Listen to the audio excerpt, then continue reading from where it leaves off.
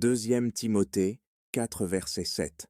J'ai combattu le bon combat, j'ai achevé ma course, j'ai gardé la foi. Commentaire, ce verset est une déclaration puissante de Paul, écrite dans l'une de ses dernières lettres avant sa mort.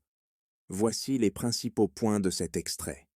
Combattez le bon combat. Paul décrit sa vie et son ministère comme un combat. Il ne fait pas référence à une lutte physique, mais plutôt à la bataille de spirituel qu'il a affrontée alors qu'il prêchait l'Évangile et fondait des églises. Il appelle ce combat le bon combat, parce qu'il combattait pour la cause du Christ et la propagation de l'Évangile. J'ai terminé ma carrière. Paolo compare sa vie à la fin d'une course. Il a utilisé la métaphore de la course dans plusieurs de ses lettres pour décrire la vie chrétienne comme un voyage qui demande persévérance et dévouement.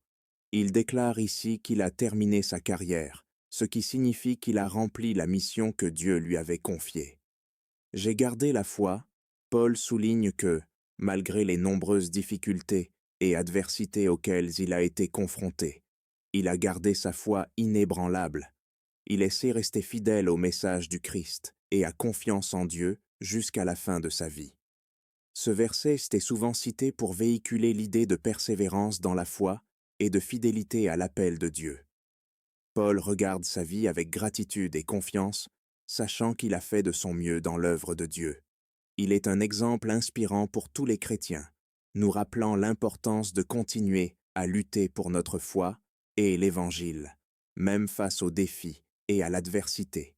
Déclaration de confession de foi. Seigneur Jésus-Christ, je confesse que je suis pécheur et que je suis séparé de Dieu à cause de mon péché. Je me repens de mes péchés et je reconnais le Seigneur Jésus-Christ comme le seul et suffisant sauveur de ma vie.